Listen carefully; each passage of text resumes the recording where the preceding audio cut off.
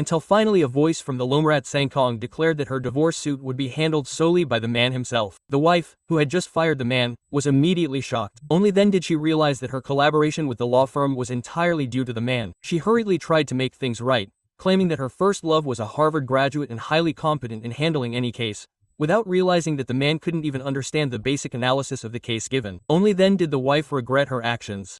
But it was too late. All this chaos had started 3 hours earlier. At that time, the man, a top lawyer, had just finished a collaboration discussion with the Lomrat Sangkong. Upon returning to the office, he found his wife's first love sitting at his desk, eating sunflower seeds and scattering sunflower seed shells all over the room. The man politely reminded her to clean up. Unexpectedly, the man's subordinates arrogantly declared that she was his new boss. The man only smiled coldly when he heard this, until they mentioned his first love's educational background. He only learned that the man was a Harvard graduate trained and proud of his own wife. The man couldn't stand it anymore and asked if his first love knew him. After all, Harvard's law textbook was his personal work, and he was the youngest professor at the university, having refined numerous legal articles and pushed for global legal reform. He was a legend in the eyes of many lawyers. Yet, his first love claimed not to know him. Hearing this, the man immediately called the university principal to verify his wife's first love's degree. However, in a panic, he immediately brushed it off and dropped his phone. This action made him furious and ready to take action. But before he could do anything, his wife suddenly appeared. Without asking what happened, she immediately forced her husband to apologize in public. The man's student, unable to stand the treatment,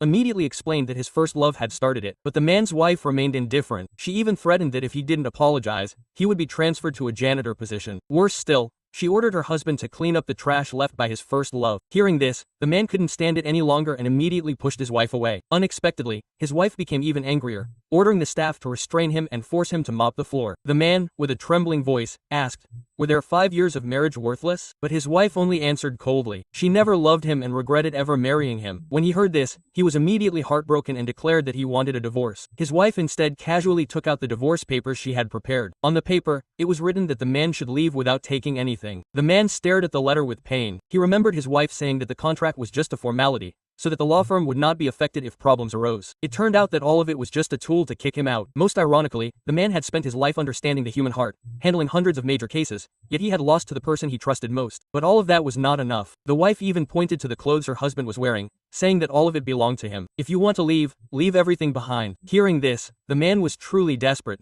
but remained calm. He began to untie all the shackles he considered. Before leaving, he still kindly reminded his wife that the conglomerate only wanted him to handle the case, and if he cancelled, the cost of breaching the contract would be beyond his reach. The wife remained unconcerned, convinced that her first love, a Harvard graduate, was more capable than him.